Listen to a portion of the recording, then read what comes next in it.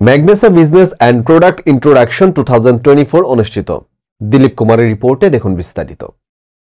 ময়মনসিংহের গৌরীপুরে রোববার 8 ডিসেম্বর সকাল 11টায় কালীপুর কলেজ রোডস্থ নেক্সাস রেস্টুরেন্টের সেমিনার কক্ষে ম্যাগনেসা ব্যবসা ও পণ্য বাজারজাতকরণের লক্ষ্যে এক সেমিনার অনুষ্ঠিত হয়েছে। শুরুতেই অতিথিবৃন্দের ফুল দিয়ে বরণ করেন সদস্যবৃন্দ।